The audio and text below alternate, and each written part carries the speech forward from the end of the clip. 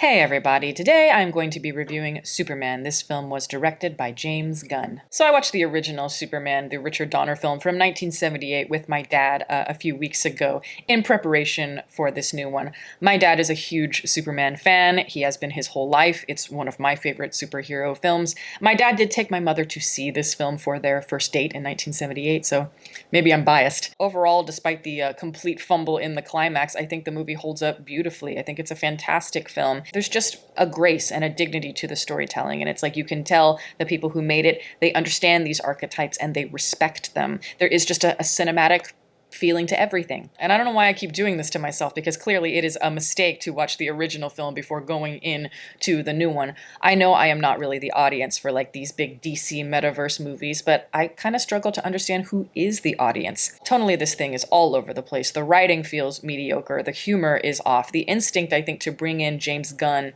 not really understanding that either. After the first act, I felt completely disconnected from this film, like I do a lot of movies. And this movie, it just reminds me of like one of those big, fancy, flashy toys that maybe your kid wants for Christmas. So it's like you buy it for them and they're really excited, but it's like you're spending all this time looking through the manual, reading the fine print, trying to figure out how to put the thing together, and it's taking hours and hours. It's a nightmare. And at a certain point, it's like, it shouldn't be this much work to just have simple fun. In this film's defense, it does not try to be a copy of the original Richard Donner film or any of the Christopher Reeve entries. I just reviewed Jurassic World Rebirth as an example, and that was just, it was almost a beat-for-beat copy of Jurassic Park. At least this one separates itself in the style. It is distinguishable. It's just that the style does not necessarily work for me. The movie doesn't feel present. It doesn't feel immediate. I think movies like this, it's like they don't have the balls to look you in the eye as an audience member because they know that they're full of shit. They are not looking at you, they are looking past you. They are looking at, in the distance, the glittering money signs. This movie does not feel like it was made by humans, and therefore it doesn't feel like it's made for humans. It's another example of all the color and the finesse being zapped out of these comic book movies because we have an agenda here, and that agenda is to create more tie-ins. More tie-ins with the metaverse, which is going to create more products and, again, more money. When I think of a word to describe this movie, it would be the word distraction. There's just a lot of distractions happening here. It's like we're distracting from the honest dilemmas that a protagonist should face in a simple story with bells and whistles, with more superhero squads or gangs in this instance. And for me, there's just too many to count. The acting in this film, as usual, is quite good. It's like I don't think I have a single problem with any of the performers. I think that they're just underused. Superman is part of a bigger ensemble of characters here that aren't particularly interesting, or they're not grounded in anything, so the pacing feels rushed. Superman rarely thinks about his actions or learns from them when he's going from one obstacle to another, which is just, basic storytelling. Nicholas Hoult plays Lex Luthor. He's fun and smarmy, but again, it's like, I feel like he's not given much to do, and it's like we're not oriented in his story enough to understand why he hates Superman the way that he does. Towards the end of the film, he has a proper moment that has almost some real gravitas, but again, it felt like a missed opportunity because it's spoiled by the James Gunn style. Lois Lane is great too. I like that she has a bit of that independent, androgynous quality to her. They mentioned that she's kind of punk rock. She has the goods, but it's like they don't know how to apply her in the story. I needed to see a lot more of her. And the guy who plays Superman, I liked him as well. David Corenswet, I think is his name. He delivers his lines with a certain magnetism that obviously Superman needs, while also he's trying to reflect a more modern Superman who's going to be conflicted. Now, does he have anywhere near the magnetism of a Christopher Reeve?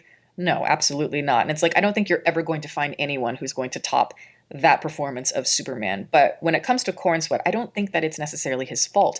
I just think he's given a script where they don't know what to do with the mythos that is Superman. So we're stuck in this weird in-between stage where he's both majestic yet casual, but we haven't found a sweet spot. The corny simplicity of all those old superhero movies are gone because superheroes are no longer just some innocent symbol of hope. And I can get behind reflecting some of that to a degree. There is an invisibility that's interesting. Like, it doesn't make sense for Clark to suddenly put on a pair of glasses and, oh, suddenly we can't tell that he's Superman. And so they don't really try and play it up. They do the exact same thing with Robert Pattinson in in The Batman from a few years ago. Superheroes in the old days had this air of mysticism, a lot like, politicians or celebrities in old Hollywood. And so when you look at like the old Batman and Robin show as an example, they're celebrated by the police force and they get to go straight to the front of the lunch line. VIP section always open for Batman, but then you look at The Batman, the new one, and a lot of the ones in recent times, and it's like, no, Batman is considered a liability to the police force, and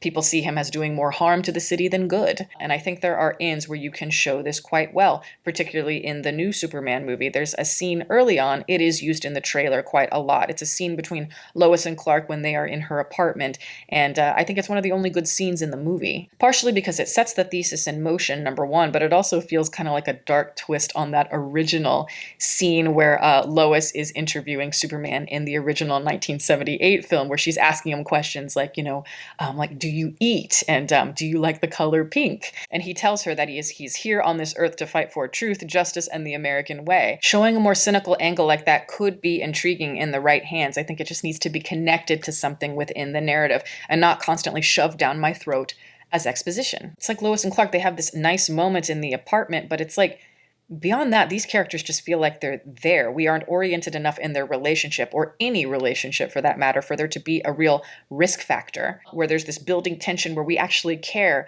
about the possibility of these two being separated. In the original film, when Reeves lets out that huge cry, that huge scream because of what happens to Lois, oh, it's a scream, and you feel it because it has built to that moment. It's like we have gone so far on this journey, growing with Superman, and finally, he's been pushed too far. Here in this new Superman, though, everything seems to be on one level. We don't feel these highs and these lows. He's constantly riled up and angry. Like I've said many times, most modern blockbuster movies, they feel like this. It's just like they drop you into an action scene. They don't orient you in the world. They're not building towards anything. The set pieces rarely feel memorable, so you're always disoriented and expected to pick up the pieces on your own. And in this movie, you feel nothing because there is so much CGI, and that's what I worried about watching the trailer.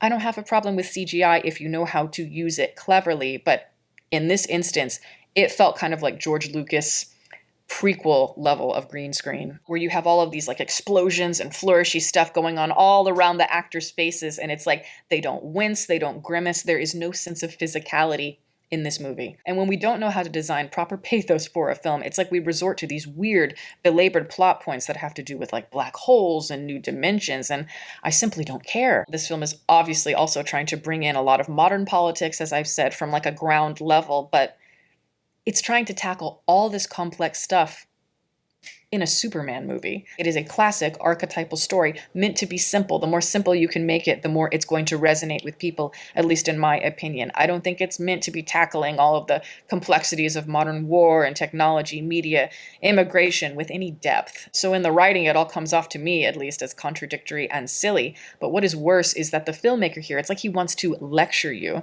tell you how to think, tell you, the state of the world without having a real grasp on it in the first place. And so to me, it comes off as condescending. Who are you to tell the audience to eat their peas and carrots? It's like we're not in a lecture hall. You're not a moral authority. You're supposed to be making escapist entertainment. We see it in Disney. We're seeing it now in DC. And it's like, it feels like we are reading a manual, and this should feel like a roller coaster ride. I wish these studios and these filmmakers would get off their high horse and stop acting like they have some sort of moral obligation to educate the people. I think we've lost the plot. I'm sorry to be negative always, but that's just how I see it. Superman, in this instance, to me, has little to no identity. I think this is a joyless film made to represent joyless times. So my advice would be not to waste your time with this movie. And yes, I mean you as well, Dad. Obviously see it if you want to. It's just, it's disappointing and it's cynical. I'd rather watch something fun for my summer vacation, like the original Superman.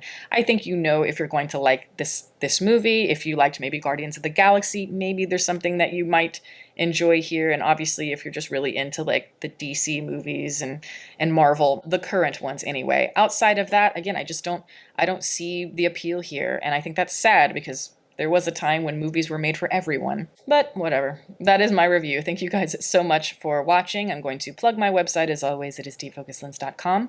I'm an artist. I do commission portraits and I also sell prints of my work. If that is something that you're interested in, you can always go to the website below. And if you have a question about a commission or a print, you can always email me. My email is in the description box below as well.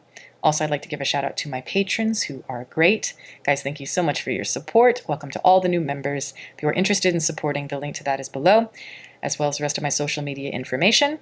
You can watch more videos here, and you can subscribe if you'd like. Catch you next time.